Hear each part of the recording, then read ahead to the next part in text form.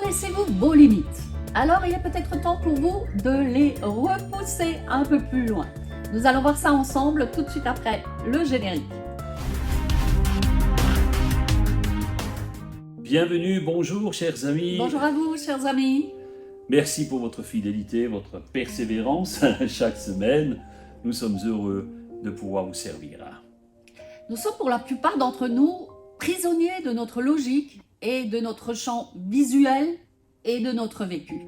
Albert Einstein a dit « La logique vous conduira d'un point A à un point B.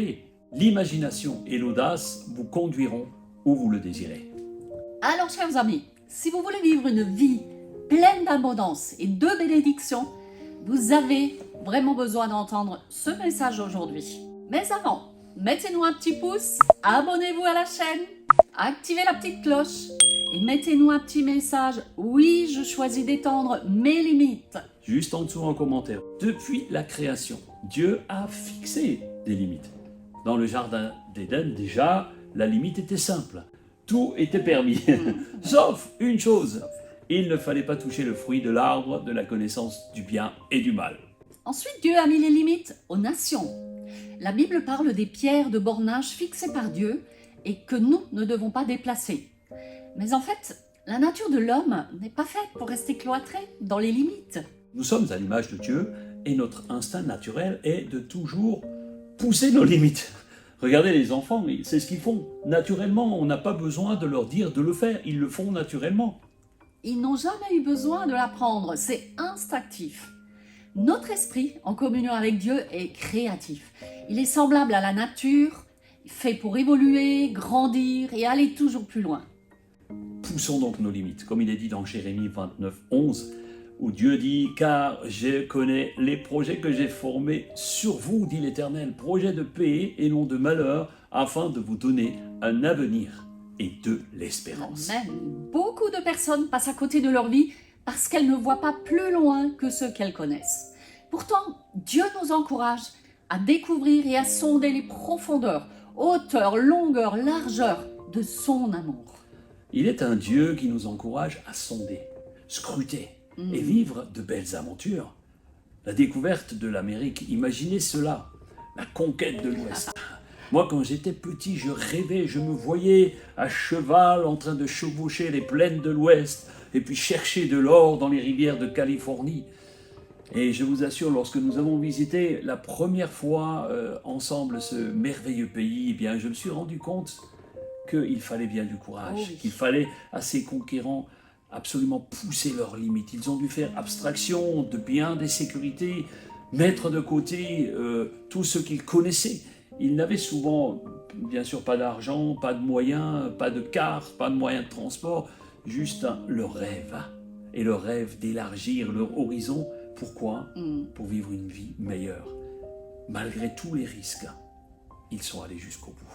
Et le peuple que Dieu a choisi pour entrer dans la terre promise a dû lui aussi sortir de sa zone de confort. Enfin, c'est une façon de parler. L'esclavage, le passage de la mer Rouge, traverser le désert. Il a affronté les difficultés parce qu'il y avait un objectif de vie meilleur. C.S. Lewis a dit « La meilleure façon d'étendre nos limites est d'aller à la limite de nos limites. » Ce qui nous empêche de pousser nos limites, ce sont très souvent nos croyances limitantes. Oui, exact. Nous avons peur de sortir de notre zone bien délimitée, qu'elle soit physique, mentale ou spirituelle. Nous nous enfermons souvent dans des schémas de croyances que nous avons bâtis au fur et à mesure des années. Alors que le peuple sortait du désert, Josué a reçu l'ordre de Dieu d'aller conquérir le pays. Et c'était quelque chose de pas évident, rien n'était connu, il fallait pousser les limites. Et c'est pour ça que le Seigneur l'a encouragé en lui disant dans Josué 1,9 « Ne t'ai-je pas commandé? Fortifie-toi et prends courage. Ne sois pas effrayé et ne sois pas consterné, car l'Éternel ton Dieu est avec toi partout où tu iras. » Il n'y a pas de jugement envers qui que ce soit. Nous fonctionnons par notre vécu, notre éducation ou la culture dans laquelle nous avons grandi. Nous fonctionnons souvent dans la crainte. Nous marchons dans la crainte à cause de notre vécu, à cause de notre éducation ou encore la culture dans laquelle nous avons grandi. Les limites ne sont pas les mêmes pour nous tous. Si nous habitons au pôle Nord, en Australie, en Afrique ou en Europe, est-ce qu'il est possible de sortir de ces limites? Eh oui. Mais comment? C'est la question. La première des choses à faire est de demander l'aide de Dieu.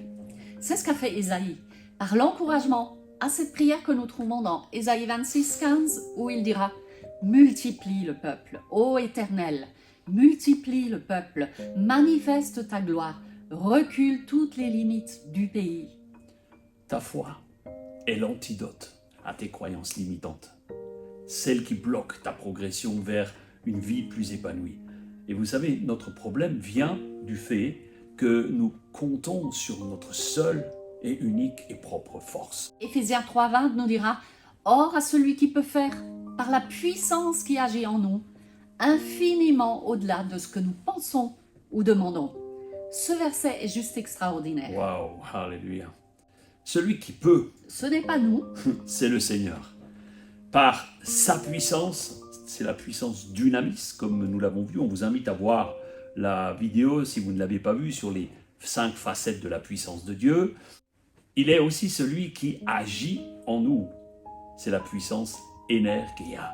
Mes amis, si vous comprenez et saisissez ce verset, je vous garantis que vous allez franchir des limites que vous n'avez jamais essayées. ne vous laissez pas influencer par de fausses croyances limitantes, car Dieu peut faire bien au-delà de ce que vous demandez ou même pensez. Alors, voici quelques fausses croyances qui nous limitent. Je ne suis pas assez grand, assez intelligent, assez belle. Assez beau, Je n'ai j'ai pas, pas de finances, je n'ai pas de capacité, je manque de talent, Je ne sais pas parler, je n'ai pas appris. je suis trop jeune, trop vieux, trop gros, trop maigre. Vous savez, l'autosabotage est l'ennemi numéro 1 des blocages Oui. dans nos vies. Nous passons souvent à côté de notre vie à cause de l'autosabotage. La Bible nous encourage à aimer Dieu et notre prochain.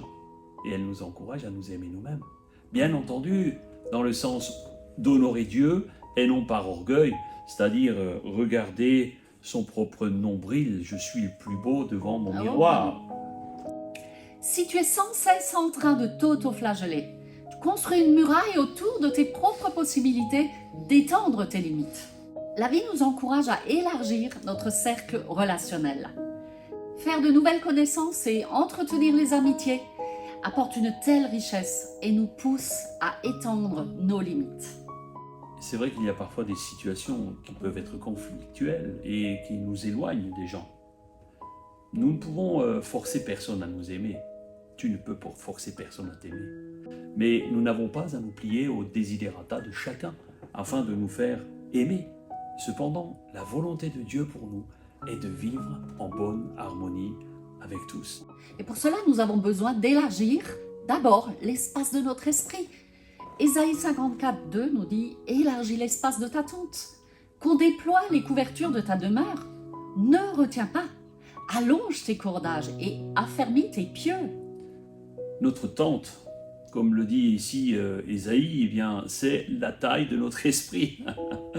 Élargir l'espace de notre tente signifie aussi savoir pardonner, savoir donner une nouvelle chance, ouvrir l'espace de notre cœur, de notre pensée, et cela commence par un esprit bien disposé. Comme nous le trouvons dans le psaume 51, 10, où il dira à David « Crée en moi un cœur pur, renouvelle en moi un esprit bien disposé. » David a prié pour avoir un cœur pur.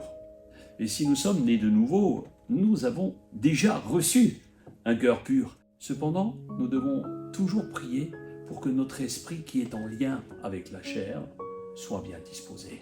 C'est un de nos grands défis pour voir l'élargissement de notre espace. Et oui, la volonté de Dieu est de nous pousser hors de nos retranchements dans tous les domaines de notre vie. Nous ne devons pas rester figés dans le marbre, mais grandir en foi, en amour, en force et en grâce. 2 Corinthiens 9:8 nous dit « Et Dieu peut vous combler de toutes sortes de grâces, afin que possédant toujours et en toutes choses de quoi satisfaire à tous vos besoins, vous ayez encore en abondance pour toute œuvre bonne. » Pour terminer, nous vous invitons maintenant à vous libérer de vos propres limites. nous vous invitons à sortir de votre bulle, un pas à la fois. Il n'y a pas de limite à ce que Dieu peut faire avec toi. Seulement crois que tu es capable de changer, de faire bien plus que tu ne fais aujourd'hui. Choisissez, mes amis, d'étendre vos limites, car Dieu est un Dieu illimité. Amen. Il est capable. Prions ensemble. Père, merci parce que tu veux étendre nos limites. Tu veux que nous allions au-delà des limites existantes, non par la vue, mais par la foi, afin d'aller de gloire en gloire. Merci de révéler à chacun ce qui peut bloquer, freiner ou l'empêcher d'avancer et lui permettre de saisir pleinement ta parole, qu'ils puissent voir dans leur vie que tu peux et que tu veux faire bien au-delà de ce qu'ils te demandent ou de ce qu'ils pensent. Seigneur, j'ai prié au nom de Jésus. Nous vous donnons rendez-vous sur toutes les autres vidéos, et il y en a maintenant des centaines. Simplement allez dans Playlist Spark Bible, cliquez, et si vous n'avez pas encore vu les vidéos précédentes, on vous encourage, si vous êtes nouveau sur la chaîne, à aller visiter. Merci chers amis pour votre fidélité. Nous vous donnons rendez-vous dans quelques jours. Nous vous bénissons. Prenez soin de vous. Prenez soin de votre âme. Ciao, ciao. À bientôt.